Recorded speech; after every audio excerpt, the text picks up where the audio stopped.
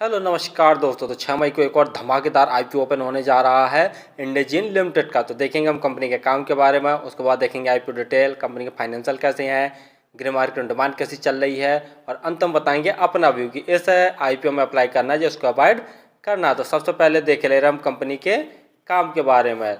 तो इंडेजिन लिमिटेड की स्थापना 1998 में हुई थी और कंपनी लाइफ साइंस इंडस्ट्री को डिजिटल सर्विसेज प्रोवाइड करवाती है। कंपनी अपनी सर्विसेज में ड्रग डेवलपमेंट, जैसे कोई भी नई भी दवा बनती है तो उसके डेवलपमेंट के लिए जो भी सॉल्यूशंस होते हैं वो कंपनी प्रोवाइड करवाती है। क्लिनिकल ट्रायल और regulatory submission, complaints management and sales and marketing support. तो इस प्रकार की जो आईटी रिलेटेड सर्विसेज होती हैं लाइफ साइंस इंडस्ट्रीज और फार्मास्यूटिकल इंडस्ट्रीज को कंपनी प्रोवाइड करवाती है। कंपनी ने अपने वर्क को 4 कैटेगरी में डिवाइड किया हुआ है। पहला हमारा एंटरप्राइज कॉमर्शियल सॉल्यूशन, दूसरा ओमनी चैनल एक्टिवेशन, तीसरा एंटरप्राइजेस मेडिकल सॉल्यूशन और चौथा enterprises clinic solution and consultancy service. Company की एक सब्सिडरी कंपनी है डीटी एसोसिएट लिमिटेड, जो कि डीटी कंसल्टिंग ब्रांड के तहत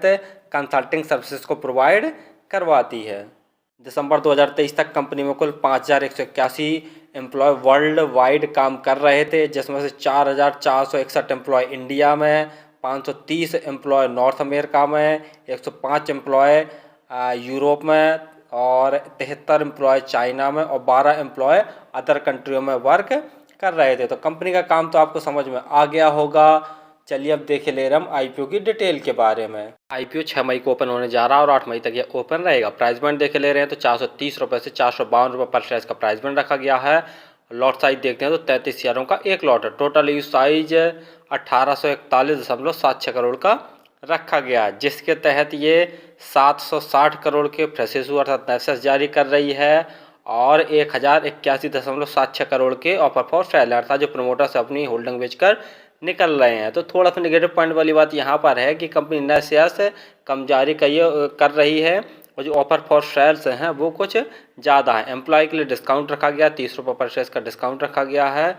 लिस्टिंग इसकी एनएसई बीएसई दोनों पर हो गया। अलॉटमेंट देख ले रहे हैं तो 9 मई को आपको इसका अलॉटमेंट पता चल जाएगा। यदि आपका आई प्लॉट नहीं होता तो 10 मई तक आपके पैसे रिफंड वापस आपके अकाउंट में आ जाएंगे। लिस्टिंग डेट 13 मई रखी गई है। रिजर्वेशन में देख ले रहे हैं तो क्यूआईबी के लिए 50% का रिजर्वेशन रखा गया, रिटेल भाइयों के लिए 35% का और जो एचएनआई कैटेगरी में अप्लाई करना चाहते हैं उनके लिए 15% का रिजर्वेशन रखा गया है। रिटेल कैटेगरी में यदि आप एक लॉट अप्लाई करते हैं तो आपको 14,916 रुपये खर्च करने पड़ेंगे और रिटेल कैटेगरी में मैक्सिमम आप 13 ही लॉट अप्लाई कर सकते हैं।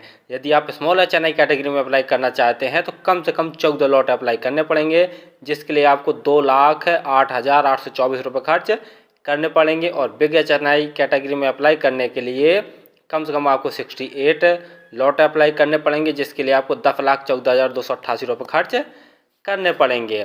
फाइनेंशियल देख रहे हैं, लेकिन फाइनेंशियल देखने से पहले आप हमारे चैनल को सब्सक्राइब कर लें ताकि आपको समय समय पर शेयर मार्केट संबंधी जानकारी, अपकमिंग आईपीओ संबंधी जानकारी और अपकमिंग एसएमई आईपीओ संबंधी जानकारी मिलती रहे। तो जैसा देख रहे हैं कंपनी के फाइनेंशियल सभी के सभी करोड़ में दिए हुए हैं। कंपनी के एसेट साल साल लगातार बढ़ रहे हैं। रेवेन्यू देखते हैं तो मार्च 2021 में कंपनी का रेवेन्यू 916 करोड़ का था, जो कि बढ़कर मार्च 2022 में 1,690 करोड़ का हो गया है। मार्च 2023 में कंपनी का रेवेन्यू 2,364 करोड़ का और दिसंबर 2023 9 महीने के अंदर ही कंपनी ने 1,969 करोड़ का टोटल रेवेन्यू जनरेट कर लिया। यानी रेवेन्यू में देखते हैं तो साल दर साल काफ़ी अच्छी ग्रोथ देखने को मिल रही है। प्रॉफिट आफ्टर टैक्स मार्च 2021 में कंपनी ने 149 करोड़ का नेट प्रॉफिट जनरेट किया था, जो कि बढ़कर मार्च 2022 में 162 करोड़ का हो गया है। मार्च 2023 में कंपनी का प्रॉफिट बढ़कर 266 करोड़ का और दिसंबर 2023 में कंपनी का प्रॉफिट बढ़कर 241 करोड़ का हो गया। यानी 9 महीने के अंदर ही कंपनी ने 241 करोड़ का नेट प्रॉफिट जनरेट कर लिया। रेवेन्यू में ज़बरदस्त ग्रोथ देखने को मिली और प्रॉफिट आफ्टर टैक्स में अभी नेट वर्थ वो भी धीरे धीरे बढ़ रही है। रिजर्व कंपनी का मार्च 2021 में 324 करोड़ का था, जो कि बढ़कर दिसंबर 2023 में 1,282 करोड़ का टोटल रिजर्व कंपनी के पास हो गया है। वहीं बोरिंग देखते हैं तो मार्च 2021 में कंपनी के पास सिर्फ 24 करोड़ की टोटल बोरिंग थी, जो कि बढ़कर दिसंबर 2023 में 399 करोड़ की टोटल बोरिंग हो गई है। यानी जब भी चाहेगी ये अपने टोटल रिजर्व से कभी भी अपनी टोटल बोरिंग को चुका सकती है।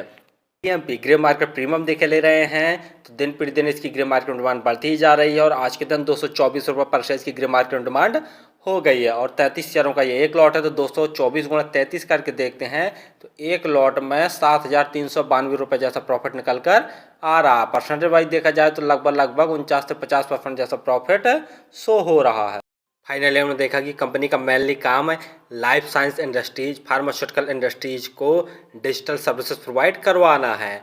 इनकी सर्विसेज में ड्रग डेवलपमेंट, जैसे कोई नई दवा का निर्माण होता है तो उनको डिजिटल सर्विसेज क्लिनिकल ट्रायल के लिए, रेगुलेटरी सबमिशन के लिए और complain management, sales, marketing supports के लिए ये डिजिटली सर्विसेज कंपनी प्रोवाइड करवाती है। तो कंपनी का काम तो डिमांडिंग वाला और फ्यूचर ग्रोथ वाला। दूसरा देखे ले रहे कंपनी के फाइनेंशियल भी बहुत दमदार है। साल साल इनके रेवेन्यू में बम्पर ग्रोथ देखने को मिल रहा है और प्रॉफिट आफ्टर टैक्स में भी ज़बरदस्त उछाल देखने को मिल रहा है और कंपनी के ऊपर बोरिंग जितना है उससे कई अधिक ज़्यादा कंपनी के पास रिजर्व है, यानी जब भी चाहेगी टोटल बोरिंग को चुटकियों में चुका सकती है।